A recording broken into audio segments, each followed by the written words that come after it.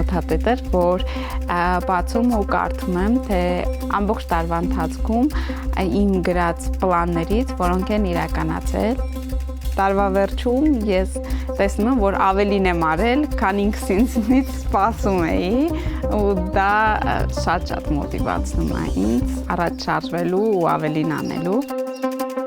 Մեկ ամիս առաջ Չեխիայի Օլոմուց քաղաքում էի, որտեղ մասնակցում էի պարաատլետիկայի կանանց Գրանպրիին։ Հիմա էլ ավելի մեծ ջանքեր պիտի ներդնեմ աշխարհի առաջնությանը մասնակցելու համար։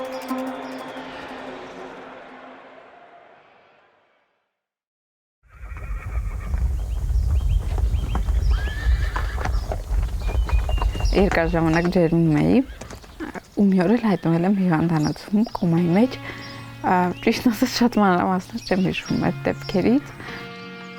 Սկզբում բարդ էր, սկզբում ծանր էր հասարակության հետ շփումը, հիմա ուղղակի ապրում ես, հենց ոնց որ միլիոնավոր մարդիկ ես կյանքում։ Սկսում ես կյանքդ լիարժեք ապրել առանց որևէ սպասումների, առանց որևէ միֆերի, քեզ համար ծառերի խրշոցը, չգիտեմ, թռչունների ծլվելոցը արդեն կարևորություն են ստանում։ Ընդհանրապես պետք է ճիշտ ժամանակին ճիշտ տեղում հայտնվել, որպեսզի այդ պայքարի ջիղը քո մեջ արթնանա։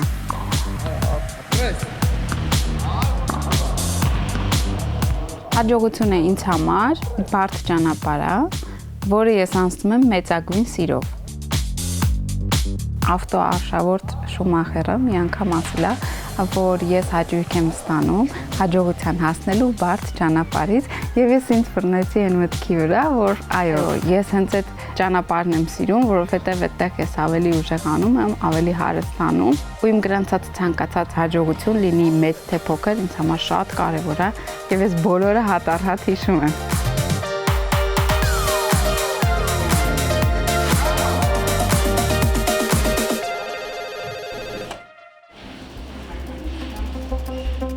Աշխատում եմ ներքին գործերի նախարարության ազգային ահազանգման կենտրոնում։ Այս աշխատանքը ինձ տվեց ավելի օպերատիվ լինել, ավելի արագ մտածել, միանգամից մի քանի գործ կարողանալ անել։ Շատ լավ հուշեր ունեմ, հատկապես այն ժամանակահատվածից, երբ որ ընդունվեցի աշխատանքի։ Անսպասելի էր ինձ համար։ Աշխատանքի ընդունվելը շատ բարդ է, որովհետև երբեմն լինում է, որ հայտարարություն եմ կարդում ու դիմում եմ, երբ որ մոտենում եմ իրենց, ասում են, գիտեք, մենք արդեն այդ պաշտոնի համար այլ մարդ ենք ընդունել գործի։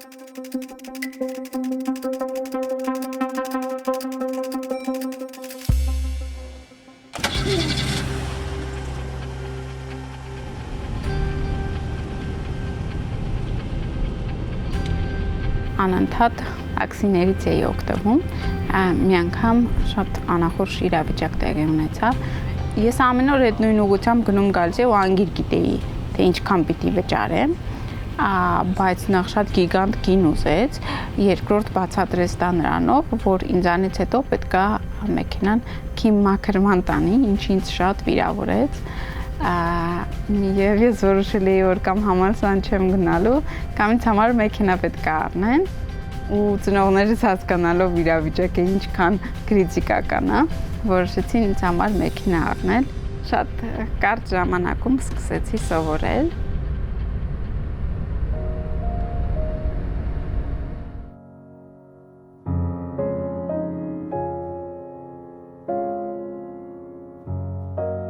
Եթե ինձ որևէ մեկ ասեր այն ժամանակ, որ ես բեմում կպարեմ, որ մենակ կլինեմ բեմում ու դա ինձ չի սարսափեցնի, այն մտքից, որ դիմաց, ասենք, չգիտեմ, 3000 հանդիսատեսան նստած ու քեզ նայում, ես չէի հավատա։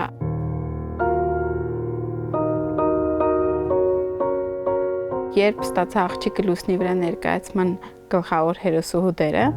դա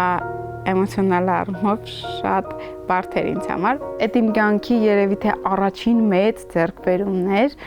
որին մի ամբողջ տարի պատրաստվել էի։ Ու այդ պահին միակ միտքը, որ իմ ուղեղում կար, այն էր, որ եթե ես կարողացա ապրել պրոֆեսիոնալ, ուրեմն էլ ոչինչ չկա այս կյանքում, որ չեմ կարողանա անել։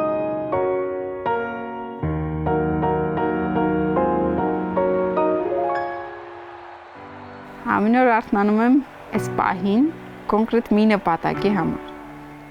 որ ամեն օր էլ ավելի լավ պարապեմ, էլ ավելի իմ որակները լավացնեմ, որպեսզի մի քայլ մոտենամ Լոս Անջելես 2028-ի պարալիմպիկ խաղերին։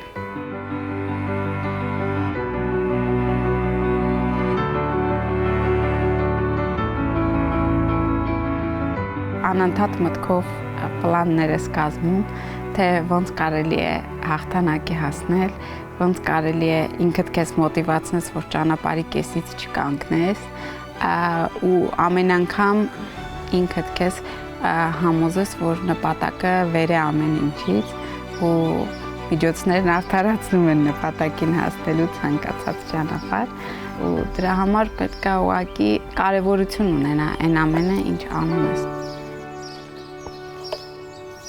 Դու կարող ես։